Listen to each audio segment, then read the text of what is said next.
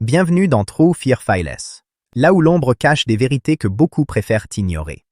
Ce que vous allez entendre aujourd'hui n'est pas une légende, ni un récit déformé par le temps, mais une histoire réelle, vécue par des témoins dont la vie a basculé dans l'horreur.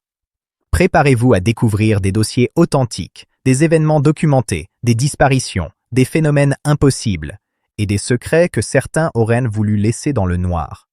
Installez-vous, éteignez la lumière, et gardez à l'esprit que tout cela est arrivé. Voici un nouveau dossier de True Fear Files. Aujourd'hui, nous allons plonger dans une affaire si effrayante, si incompréhensible, qu'elle hante encore les enquêteurs plus de 100 ans après les faits. L'histoire vraie de la ferme Hinterkaifeck. Nous sommes en Allemagne, en Bavière, à environ 70 km au nord de Munich. Une ferme isolée, perdue entre des champs, sans voisins proches. La famille Gruber y vit. Andreas, Cecilia, leur fille Victoria, ses 2 enfants et une servante. 6 personnes, toutes condamnées. Quelques jours avant le drame, des choses étranges se produisent. Le père, Andreas Gruber, dit avoir vu des traces de pas dans la neige menant à la ferme, mais aucune trace de sortie. Dans le grenier, il entend des pas. Des objets disparaissent. Une clé de la maison ne se retrouve plus. Personne ne le croit. Pourtant, quelqu'un rôde déjà dans Hinterkaifeck. Quelqu'un qui connaît la famille. Quelqu'un qui attend, dans l'ombre, en silence. À l'intérieur de la ferme, dans la nuit du 31 mars 1922, tout bascule. Les 4 adultes et la petite Cecilia sont attirés dans la grange. Les enquêteurs pensent que le tueur les a appelés un par un, peut-être en imitant la voix d'un membre de la famille, peut-être en les faisant croire qu'un animal était blessé. Ce qui est sûr, c'est qu'il les attend dans la grange. Armé d'une pioche appelée Rötau, un outil agricole, transformé en arme de massacre. Andreas est frappé en premier, puis sa femme, puis leur fille, puis la petite Cecilia, 7 ans, dont les blessures montrent qu'elle a survécu plusieurs heures, saignant dans la paille froide. Pendant ce temps, dans la maison, la servante et l'enfant de 2 ans sont tués. Le meurtrier ne fait aucune distinction. Il élimine tout ce qui vit, puis il se met au travail. L'un des détails les plus terrifiants de l'affaire Hinterkaifeck n'est pas le massacre. C'est ce qui se passe après. Le tueur reste dans la ferme. Il reste plusieurs jours. Les voisins voient de la fumée sortir de la cheminée. Quelqu'un nourrir les animaux. Les vaches sont traites. Les chevaux sont nourris. Même le chien de garde est retrouvé vivant, attaché, mais soigné.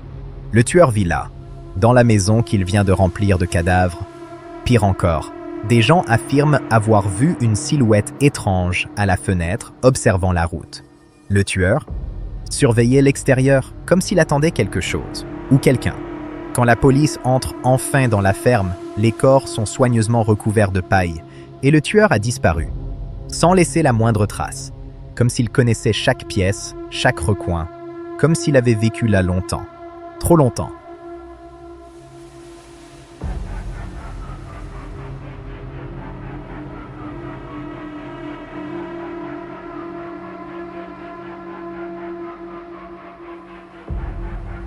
L'enquête qui suit est chaotique.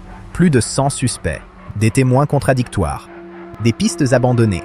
Les enquêteurs découvrent quelque chose d'encore plus troublant. Des habitants affirment que la ferme était peut-être sous surveillance depuis des semaines. Certains disent avoir vu une silhouette dans les bois, d'autres parlent d'une lumière dans le grenier, tard dans la nuit. Mais la piste la plus effrayante est celle que la police n'a jamais pu prouver. Et si le tueur vivait déjà dans la ferme avant les meurtres, dans le grenier, ou dans l'étable, ou dans l'un des passages secrets de la vieille bâtisse, mangeant leur nourriture, observant leurs habitudes, attendant la nuit parfaite. Malgré plusieurs théories, un crime passionnel, un vagabond, un voisin jaloux, l'affaire Hinterkaifeck n'a jamais été résolue. Jamais. La ferme a été détruite, mais le mystère, lui, demeure.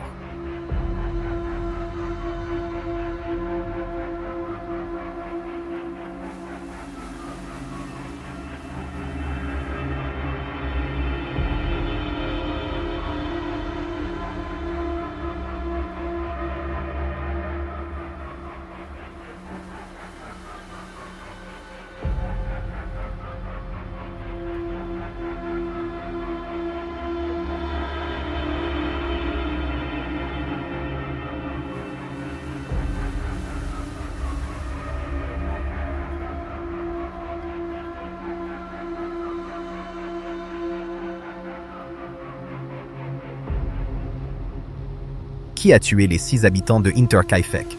Comment est-il entré? Pourquoi est-il resté? Et surtout, où est-il allé ensuite?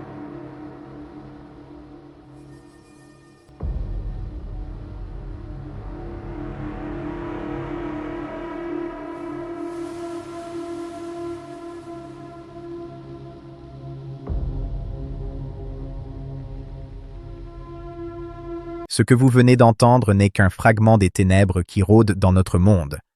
Certaines histoires s'effacent avec le temps, d'autres restent gravées comme des cicatrices dans la mémoire de ceux qui les ont vécues. Mais ici, sur True Fear File, nous continuons de vous les dévoiler, une par une, pour ne jamais oublier ce que la réalité peut parfois cacher.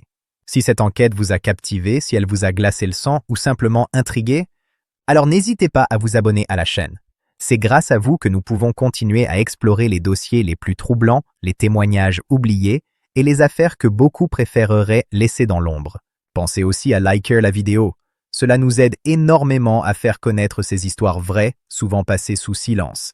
Et surtout, dites-moi en commentaire ce que vous en pensez. Qu'auriez-vous fait à leur place?